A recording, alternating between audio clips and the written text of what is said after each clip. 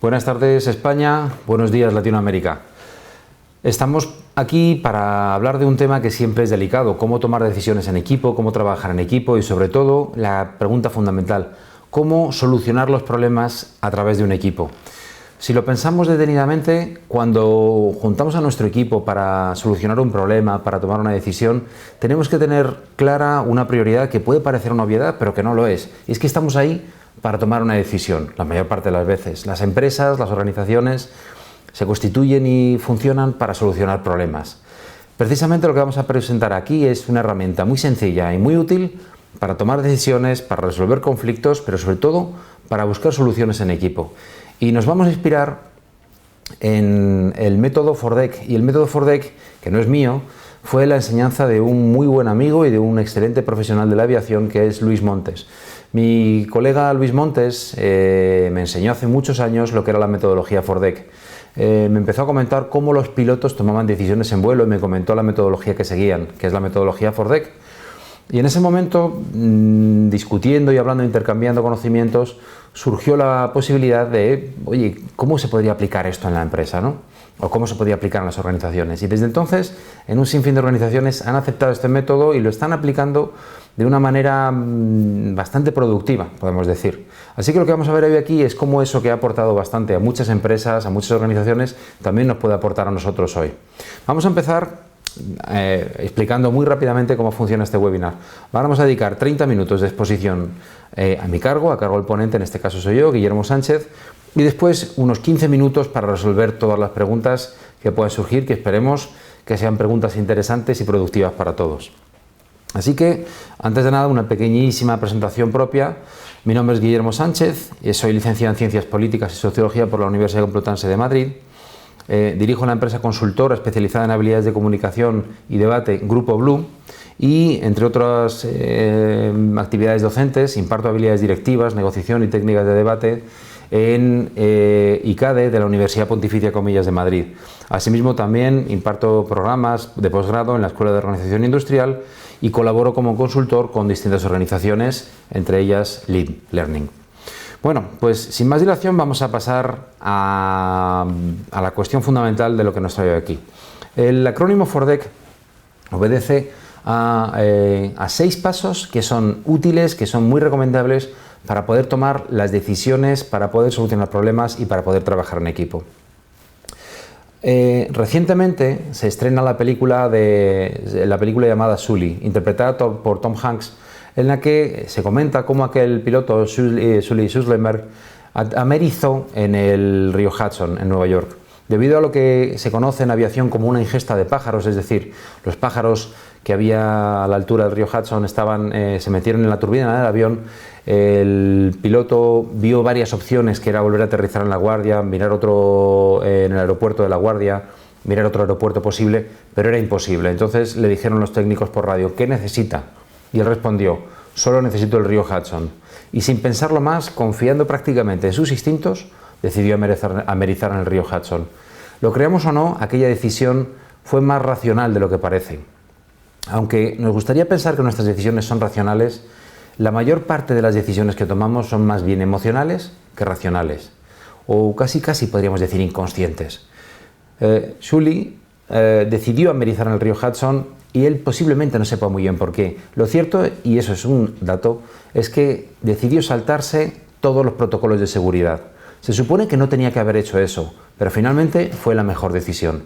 Lo que vamos a ver aquí es algo parecido, cómo tomar la mejor decisión posible sin intentar saltar ninguno de estos pasos. Vamos a mencionarlos muy brevemente y luego después los comentaremos más en detalle. En primer lugar, la F proviene de facts, en inglés, hechos. Vamos a ver cuáles son los hechos antes de tomar ningún tipo de solución. En segundo lugar, veremos las opciones, de ahí la letra O del acrónimo. Después evaluaremos los riesgos y beneficios de cada una de las opciones anteriores. En cuarto lugar, veremos la decisión que tomamos. Después veremos cómo ejecutar esa decisión, que este es un paso crítico que muchas veces no distinguimos y por eso muchas organizaciones avanzan y por eso otras no. Y en último lugar, la C obedece al check, al comprobar si la decisión que hemos tomado y hemos ejecutado es la mejor o no es la mejor. Vamos por tanto con el primero de los pasos, que es los facts, los hechos, la situación simplemente. Todos hemos visto en las películas norteamericanas cuando una persona va a declarar en un juicio. Se le pide que con la ayuda de Dios, tiene que poner la mano en la Biblia, tiene que decir la verdad, toda la verdad y nada más que la verdad. Ese concepto, que puede parecer una fórmula caprichosa, una fórmula rimbombante, no lo es. Tiene un sentido muy, muy, muy poderoso. Y es que cuando un juez o un abogado le pide a un testigo o a una testigo que declare y le pide que declare la verdad, toda la verdad y nada más que la verdad, le está pidiendo un montón de elementos a tener en cuenta. En primer lugar, cuando le dicen, tiene usted que decir la verdad, con lo cual no puede mentir. En segundo lugar, tiene usted que decir toda la verdad, con lo cual usted no puede omitir o ocultar datos que sean parte de la verdad. Y en tercer lugar, la más crítica para el entorno profesional, que es el que nos atañe, para el entorno de un equipo que es en el que estamos trabajando. La verdad, toda la verdad y nada más que la verdad. Usted jura que no va a mentir, usted jura que va a decir toda la verdad y usted jura que no va a interpretar. Se trata básicamente de eso cuando tenemos que tener en cuenta los hechos. Cuando estamos hablando de hechos, se trata de que tengamos en cuenta todos los hechos, todos los elementos que son verdad, que están pasando, que tienen que ver con la situación. Y aquí en esta parte quería hacer un inciso especial, porque muchas veces lo que no tenemos en cuenta como hechos son los deseos, las necesidades, los miedos y las preocupaciones de las personas. Si yo, por ejemplo, dijese que odio a alguien, ¿estaría hablando de un hecho o estaría hablando de simplemente algo que ocurre en mi imaginación? Supongo que todos pensaríamos, algunos pensaríamos, que es algo que está simplemente ocurriendo en mi imaginación, pero nada más lejos de la verdad. Eso es un hecho. Cuando estamos hablando de que alguien odia a alguien o de que alguien, por ejemplo, está enamorado de alguien, estamos hablando de algo que está pasando, por tanto, un hecho. Así, en una organización, en un equipo, cuando hay miedo, hay que ponerlo encima de la mesa. Cuando hay alegría, también hay que ponerlo encima de la mesa. Pero eso también forma parte de los hechos, porque nos daremos cuenta de una cosa, y es que los problemas no lo tienen las cosas, los problemas los tienen las personas, los problemas los tienen las organizaciones y sobre todo podríamos afinar diciendo que lo tienen las personas en las organizaciones. Y las personas en las organizaciones pueden ser clientes, pueden ser trabajadores, pueden ser proveedores, pueden ser directivos, pueden ser subordinados, llamémosle como queramos, son personas y como tales albergan emociones, miedos, deseos, necesidades. Todo eso forma parte de los hechos. En resumen de este punto, cuando estamos hablando de hechos, estamos hablando de cosas que están pasando, perdón por utilizar la palabra cosas que quizás no sea muy académica, de cosas que están pasando y de cosas que se están sintiendo. Bueno, una vez que tengamos en cuenta todos los hechos, conviene ponerlos por escrito, ponerlos en una pizarra, ponerlos en un corcho, como queramos, pero que todo el equipo sancione, si lo queremos llamar así, que eso de verdad sean hechos. Porque si estamos hablando de interpretaciones, imaginaciones o cosas que simplemente no están pasando, lo más normal es que acabemos solucionando otro problema, pero no el que nos trae, y acabaremos tomando una mala decisión, pero no la que nos trae a todos en esa situación. Por eso insistimos, los hechos, todos los hechos y nada más que los hechos. Este proceso que estamos viendo, que tiene 6 fases, puede verse un día una fase, otro día otra fase, 2 fases seguidas en otro día, como queramos. Lo esencial es que las fases queden muy muy claras. Así que, por ejemplo, podríamos dedicar, no lo sé, en función del tiempo disponible, pues un 10% del tiempo a ver cuáles son los hechos. O si tuviésemos más tiempo, pues un 20%, o si tuviésemos más tiempo, pues un día o un mes. Depende de la complejidad de cada caso. Pero cuanto más tiempo podamos disponer para los hechos, mejor que mejor. Es muy normal que durante el proceso de recolección de hechos nos surjan ideas, nos surjan sugerencias, pero precisamente esas sugerencias es bueno apuntarlas y llevarlas a colación en el momento adecuado, que es el siguiente. Vamos a hablar de las opciones, posibles soluciones. Cuantas más, mejor. Es el clásico momento que hemos visto todos en las reuniones en las que todo el mundo se encuentra muy excitado proponiendo soluciones, proponiendo posibles opciones. Ninguna solución es mala, ninguna, porque es el momento en el que hay que considerar todas, tantas como sea posible. Precisamente el hecho de proponer opciones, precisamente el hecho de que esas opciones por lo menos sean consideradas, eso es hacer equipo. Decía hace mucho tiempo un viejo profesor que un líder es una persona que sobre todo se dedica a escuchar.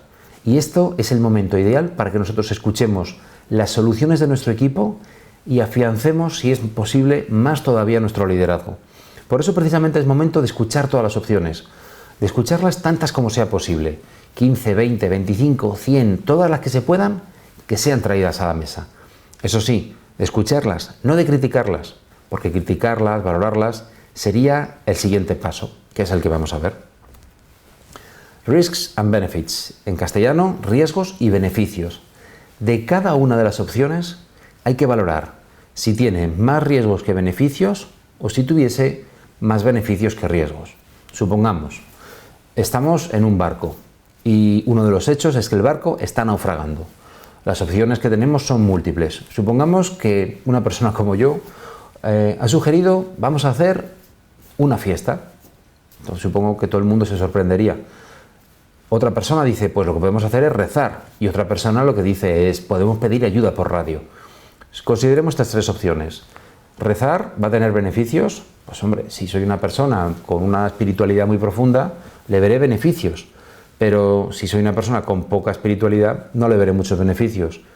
Si, por ejemplo, soy una persona muy alegre, la opción de hacer una fiesta, supongamos que no va a ser una opción atractiva, pero no va a ser una opción con muchos beneficios. ¿Por qué? Y ahora quería hacer una pequeña vuelta atrás. Quería comentar otra vez los hechos. El hecho fundamental, si estamos naufragando, ¿cuál sería? Que queremos salvarnos, efectivamente. El hecho fundamental es que está el barco naufragando, que está entrando agua, que existe un peligro o un riesgo de hundimiento, pero sobre todo que queremos salvarnos. Es aquí donde quería hacer ese inciso y volver a remarcar ese punto. Lo que más cuenta en una organización, en un equipo, son los deseos de las personas, son los miedos de las personas, son las necesidades de las personas. Por eso, si tenemos tres opciones, habría que valorar cada una de ellas.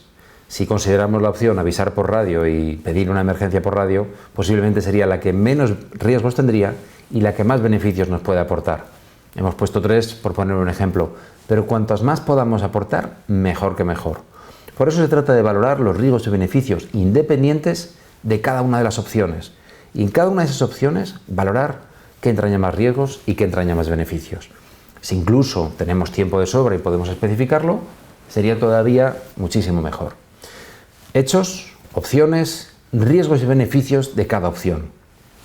Esto que estamos hablando es tan sencillo como utilizar a lo mejor 6 trozos de papel y en cada uno de ellos escribir los hechos, ir añadiendo hechos si es que vamos descubriendo hechos nuevos, ir añadiendo opciones si es que surgen opciones nuevas e ir valorando consecuentemente cada una de esas opciones según riesgos o beneficios. Al lado de cada opción podemos poner una R o una B si consideramos que tiene más riesgos que beneficios y viceversa. Una vez llevado a cabo el paso 3, riesgos y beneficios, damos el paso siguiente. Llega el momento de tomar una decisión. ¿Cómo? Una fórmula muy sencilla es esta. Tomamos la solución más beneficiosa y menos arriesgada. Si incluso pudiésemos afinar muchísimo y pudiésemos llegar a la conclusión de que cada una de las opciones presentadas entraña X número de riesgos y entraña X número de beneficios, pues podríamos incluso hacerlo de manera cuantitativa. En cualquier caso, es mejor mantenerlo sencillo si podemos. Por eso, tomaríamos, atención, la solución más beneficiosa y menos arriesgada, o bien un conjunto de soluciones más beneficiosas que arriesgadas. Supongamos que en el caso que hemos propuesto antes del barco que está naufragando, tenemos 15 opciones, de las cuales 7 tienen beneficios. ¿Por qué no combinar una de estas con aquella, con la otra, con la de aquí, con la de allá? ¿Por qué no combinar esas 7 y establecer de ahí un pequeño plan de acción? La idea es muy sencilla y es que no se trata de una elección, no hay que elegir, hay que decidir. Y cuando estamos decidiendo podemos elegir un conjunto de varias opciones o elegir una sola opción. Por eso este es el momento en el que hay que, como se suele decir, mojarse. Hay que meterse en el fango y hay que seleccionar una o varias de las anteriores opciones que hemos considerado como beneficiosas. Una vez que tenemos elegida nuestra decisión, tenemos que ser muy consecuentes con lo que estamos haciendo. Esto es, tenemos que darnos cuenta de que el paso siguiente, de que todo lo anterior no vale de nada sin el paso siguiente, que es la E, la execute, ejecución. De nada vale ejecutar, de nada vale tomar una decisión si no se ejecuta. Eso es, como se suele decir, papel mojado. De lo que se trata es de que básicamente la elección que hemos hecho, las decisiones que hemos elegido, las llevemos a cabo. Se trata de algo tan simple como escribir en un papel qué se va a hacer, quién lo va a hacer, cómo lo va a hacer y, lo más importante de todo, cuándo lo va a hacer. Recuerdo una organización en la que desde la dirección general se dijo, efectivamente hay que expulsar o hay que echar o hay que despedir a esta persona. Todo el comité de dirección acordó y dijo, sí, sí, efectivamente así tiene que ser. Pasaron más de 6 meses hasta que a esta persona la echaron del puesto que estaba ocupando. ¿Cuál fue el fallo? Que a pesar de haber tomado una decisión, hay que echar a esta persona, nadie decidió quién lo debía hacer, cuándo lo debía hacer, cómo lo debía hacer y en qué plazos lo debía hacer. Por eso es fundamental que tengamos muy en cuenta que una decisión no va a valer de nada si no se ejecuta. Y llega el momento último y el momento que a mí me gustaría llamar momento de la humildad, momento de ser honestos con nosotros y comprobar, check o controlar si efectivamente el resultado ha sido el adecuado. Tenemos que tener aquí una pequeña digresión filosófica en mente, y es que los resultados nunca lo vamos a poder controlar. Lo único que podemos controlar en los equipos, en las situaciones, en las personas, lo único que podemos controlar son las soluciones que aplicamos, no los resultados. Si pudiésemos controlar los resultados, el azar no existiría y este mundo resultaría un poquito aburrido, la verdad. Por eso se trata de tener clara esta última parte. Controlar, esto es, evaluar qué ha pasado con esa solución, esa decisión que hemos tomado y que hemos ejecutado. Ver si las cosas han salido bien o han salido mal, qué hay que introducir como elemento de mejora, qué hay que volver a pensar. Y sobre todo, es el momento de ser críticos, de ser honestos y de ser, por eso decía, humildes con nuestras propias decisiones. Por eso es fundamental que tengamos en cuenta que no vale de nada una decisión que una vez ejecutada no es evaluada. En la docencia se acostumbra a decir mucho eso de lo que no se evalúa, se devalúa. Pues esto es algo parecido. Se trata básicamente de tener en cuenta que no vale de nada una decisión que no se evalúa, que no se mide, a la que no se da seguimiento. Por eso es fundamental que tengamos en cuenta este esquema de trabajo. Muy sencillo, como decía, dependiendo del tiempo disponible, puede ser una hora, puede ser un día, puede ser un mes, pero es una excelente forma de tomar decisiones en equipo, de trabajar en equipo y de resolver sobre todo problemas. En un breve repaso, recordamos facts, hechos, opciones, tantas como sea posible, options, risks and benefits, riesgos y beneficios. En cuarto lugar, tomamos una decisión, vamos a hacer. En quinto lugar, hacemos eso que hemos dicho que vamos a hacer. Y en sexto y último lugar, decidimos evaluar y controlar esa decisión que hemos ejecutado y hemos puesto en práctica. Por eso este esquema, el esquema FORDEC, es tan útil y tan clarificador. Puede valer para tomar una decisión en equipo, para tomar una decisión individual, o incluso, como vamos a ver a continuación, puede valer para resolver conflictos. Me llamó muchísimo la atención, manejando un manual de resolución de conflictos, cómo explicaban los 6 pasos que seguía el modelo Gordon de resolución de conflictos. En realidad era casi un sistema de mediación, pero me llamó poderosamente la atención el asombroso parecido que guardaba con el modelo FORDEC. Y es que este modelo se podía hacer casi de manera pareja. Gordon decía que el primer paso a la hora de resolver un conflicto era identificar el problema de ambas partes, esto es, lo que nos está molestando a ambas partes ahora mismo, lo que nos está llevando a tener este conflicto. En primer lugar, sería el equivalente a los hechos. En segundo lugar, proponer soluciones en común. Yo propongo mis soluciones, tú propones las tuyas. Pero a la hora de trabajar en equipo, esto tenemos que tenerlo muy claro, nadie es más que nadie. Si no, no es un equipo. A la hora de resolver un conflicto, nadie es más que nadie. Por eso entonces no se puede hablar de tu solución no vale y la mía sí. Ese sería el siguiente paso. Una vez que hemos propuesto en común soluciones, valoramos en común las decisiones y las soluciones. Así, si mi decisión no te gusta, tienes que tener derecho a manifestarlo. Si tu decisión no me gusta o si tu solución no me gusta, yo también tengo que sentirme cómodo para manifestarlo.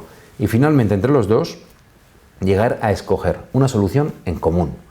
Si nos damos cuenta, el parecido es prácticamente igual con el del modelo FORDEC. Al fin y al cabo, acostumbramos a decir que tomar decisiones es muy parecido a negociar. ¿Por qué? Porque cuando se negocia se está tomando una decisión con otra parte, pero se está tomando una decisión. El penúltimo paso sería definir los modos de aplicación, asombrosamente parecido con la parte de execute del modelo FORDEC. Y por último, reevaluar la eficiencia de la solución, es decir, ver si una vez aplicada esa solución, ambas partes estamos satisfechas con esa solución que hemos llevado a cabo.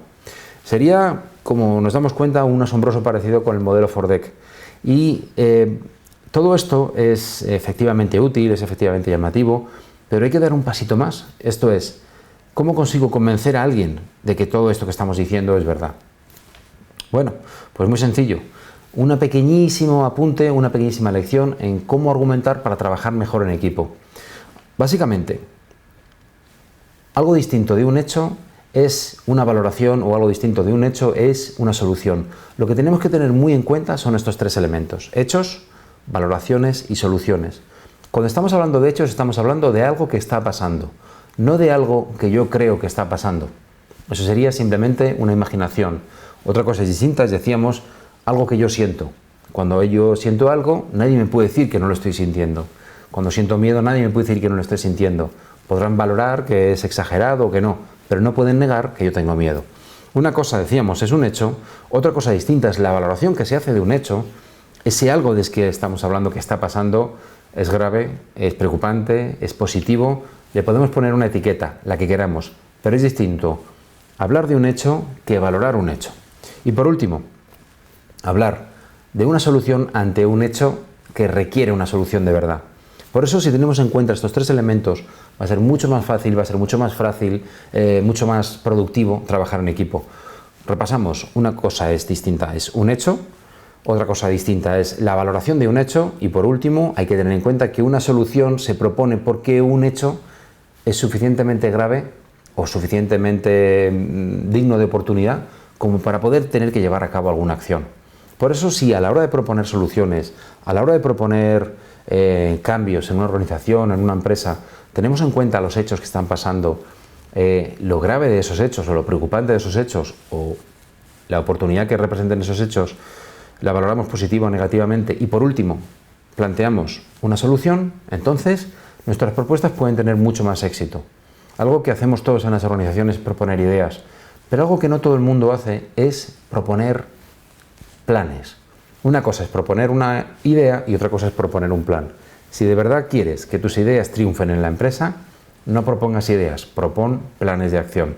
Por eso es fundamental tener en cuenta los hechos, las valoraciones y las soluciones. Por eso podríamos decir, en resumen de esta parte, de esta diapositiva, que la suma de un hecho y una valoración constituyen un problema. Y por último, que ante ese problema hay que tomar una solución y que esa solución solventará ese problema. Bueno, ahora, ¿cómo argumentamos todo esto? ¿Cómo conseguimos convencer a nuestro equipo o a nuestro superior de que algo está pasando? Por ejemplo, de que una solución es buena o de que una determinada situación es grave. Muy sencillo. Vamos a utilizar lo que se llama el esquema ARE. Supongamos que yo quiero convencer a mi jefe que tengo que explicarle, venderle, vamos a decir así, por qué va a ser rentable para la empresa. Sería mi razonamiento. Hay que comprar 20 tablets porque va a ser rentable para la empresa. Y en tercer lugar, evidenciaría o pondría los datos sobre la mesa que avalan mi decisión, que avalan mi propuesta. No es lo mismo decir, por ejemplo, hay que comprar 20 tablets, sería simplemente una afirmación o se quedaría en una idea de hay que comprar 20 tablets porque va a ser rentable para la empresa. Y a continuación, ¿qué tendría que hacer si quiero encima reforzarlo más? Adjuntar todas las evidencias que me sea posible. Por eso diríamos algo tan sencillo como esto. La productividad de los empleados puede aumentar de un 14 a un 23% según la Asociación de Empresas del Sector. Y podríamos poner otro ejemplo. Solo en 3 meses los amortizaríamos. En la empresa XXX hace 1 año y medio que los tienen y además los empleados estarían más motivados y por eso, por ejemplo, acuérdate cuando les dimos a cada uno un smartphone. Las evidencias pueden ser cualquier hecho, cualquier elemento que sea verdad, que haya ocurrido en nuestra empresa, en otra organización, que se puede utilizar casi de manera análoga. Pero lo que tiene que quedar muy claro es que básicamente a la hora de argumentar nos tenemos que acordar de estas tres iniciales. ARRE, afirmación, lo que yo quiero que acabe pensando la otra persona, que hay que comprar 20 tablets. En segundo lugar, el razonamiento, ¿por qué hay que comprar 20 tablets? Dicho de otro modo, ¿qué puede ganar la empresa o la organización si compramos 20 tablets? Y por último, las evidencias. Lo que tenemos que tener muy claro y lo que tenemos que afinar muchísimo es precisamente a lo que menos tiempo le dedicamos, que es a la afirmación. Quizás no debería decir esto, pero todos sabemos qué hay que hacer para pedir un aumento de sueldo, o creemos que lo sabemos. Pero no es lo mismo decir quiero un aumento de sueldo que quiero un aumento de sueldo del 5%. Cuando nosotros le decimos a nuestro superior quiere un aumento de sueldo, le estamos poniendo dos problemas. Uno, el problema del aumento de sueldo como tal. Y en segundo lugar, que no le estamos diciendo de cuánto queremos ese aumento de sueldo. Pero quizás le facilitemos el trabajo si le decimos, me merezco un aumento de sueldo del 5%. ¿Por qué? Porque estoy produciendo más del 15% de la media de mis compañeros y compañeras. Y por último, evidenciaríamos el por qué nos estamos refiriendo a eso. Daríamos datos de nuestra productividad en cuanto a número de unidades producidas, tiempo que pasamos en la empresa, problemas que hemos solucionado. Cada uno sabrá en su sector y en su empresa qué evidencias pueden ser las más relevantes. Por eso nos tiene que quedar muy claro que nosotros, cuando proponemos en una organización, en una empresa, podemos hacerlo de muchas maneras, pero vamos a ganar credibilidad, vamos a generar confianza y vamos a reafirmar liderazgo si tenemos en cuenta un modelo, por ejemplo el modelo FORDEC: hechos, opciones, riesgos y beneficios, decisión, ejecución y control. En segundo lugar, si distinguimos hechos de valoraciones de soluciones. Y en tercer y último lugar, si utilizamos una herramienta de persuasión racional, como es este caso, la de argumentación con el modelo ARE: afirmación, razonamiento y evidencia. Todo esto puede parecer un contenido muy aturullado, puede suponer un contenido quizás un poco excesivo, pero tenemos la presentación que la podemos descargar en cualquier momento para consultarla con más calma. Lo que nos tiene que quedar muy claro es que en la empresa de hoy en día no te van a valorar por lo que sepas. En las organizaciones de hoy en día los clientes no te van a valorar por lo que sepas, te van a valorar por lo que sabes hacer. Y el futuro va a estar muchas veces en los que saben proponer soluciones y sobre todo en los que saben llevar a cabo esas soluciones. Uno de los más grandes maestros del judo, el arte marcial por excelencia podríamos decir en España, es el maestro Macario. Y el maestro Macario una vez decía algo que personalmente a mí me impactó mucho y se me ha quedado para siempre. Él decía, una cosa es saber cómo se hace el judo y otra cosa muy distinta es saber hacerlo. En tu empresa tienes la oportunidad de demostrar si sabes cómo se hacen las cosas o si realmente sabes hacerlas. Esta es la oportunidad. Muchísimas gracias a todos por este tiempo que hemos pasado juntos y en un ratito pasaremos a un turno de preguntas. Así que, por favor, tener vuestras preguntas listas, que las contestaremos con la mayor rapidez posible. Muchas gracias. Hola de nuevo, buenas tardes otra vez España, buenos días Latinoamérica. Tenemos algunas preguntas que nos han lanzado los participantes de este webinar y vamos a ver si podemos dar respuesta o no. Bueno, tenemos aquí una que dice: hola Guillermo, muchas gracias por la presentación, gracias a ti. ¿Podrías citar una experiencia tuya real en el mundo de la empresa? Pues vamos a mencionarla, pero me vais a permitir que omita nombres obviamente de personas y obviamente de empresas, pero sí que vamos a dejar más o menos claro en qué sectores fue. Una experiencia muy interesante que tuvimos fue con una orden religiosa que tenía una parte de actividad significativa en el mundo educativo y tenía varios colegios por toda la geografía española y tuvieron que tomar una decisión porque el ambiente estaba muy enrarecido en varios de los colegios. Pasamos toda una jornada en la que lo que se hizo fue seguir exactamente estos pasos, la metodología FORDEC. Mi papel en ese sentido fue el de hacer de árbitro, vamos a decir más o menos, en el que yo veía si efectivamente los hechos eran hechos, eran interpretaciones y como tal se les daba esa categoría, valorar las opciones, poner todas las opciones encima de la mesa, etcétera, etcétera.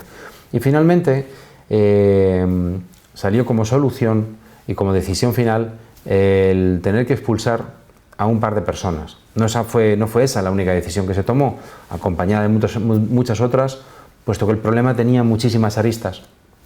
Las decisiones que tomamos muchas veces no tienen por qué ser agradables, pero sí que tenemos que tener en cuenta una cosa que puede sonar quizás un poco fuera de lugar, y es que tienen que darnos paz. El problema no está en el problema está realmente en cómo nosotros nos relacionamos con ese problema o con esa situación. Como organización tenemos que ver qué es lo que nos incomoda esta situación que está pasando y tomar la mejor o, si lo queremos llamar así, la menos mala de las decisiones. En ese centro educativo, en esa orden religiosa incorporada a los centros educativos, aquella decisión fue verdaderamente positiva y aquella metodología ya se aplica de manera sistemática cuando tienen reuniones lo que se llama la entidad titular.